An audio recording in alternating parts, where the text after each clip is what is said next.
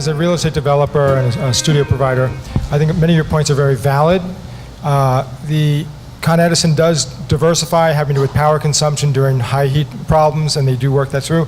I think the real problem sounds like it's really the utility companies, being the telecom companies, because you're correct. You drive around, you see all these locked Wi-Fi centers, and I didn't realize people are afraid of the privacy.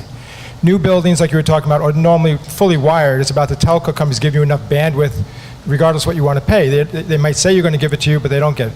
So how do we change the telco policies? Because when you build a new building, they all want to come into our new buildings. You get, Verizon, you get Time Warner, and you get RCN, who all will come in. But how do we get the telco companies to free it up the way you're talking about?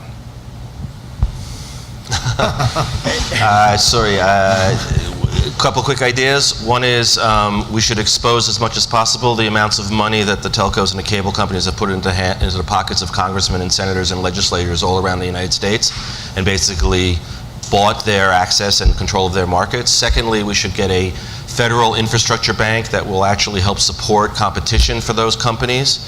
And we should rewrite our franchise agreements with those companies to say that if you're going to be using our streets to sell porn on the Upper West Side to rich people, you should be able to get cheap broadband to kids in Bushwick and East New York and other places, so they can actually teach themselves and break the chains of social economic inequity while they're waiting for their schools to get wired.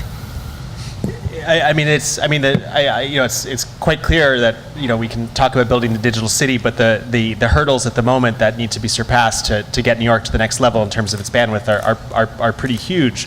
At the same time, though, they're so huge and our constraints are so intense at the moment that I kind of find it hard to believe that we're going to still be in this position in 5 or 10 years. I mean, it seems as if the moon is coming for us. Let's hope. Let's hope.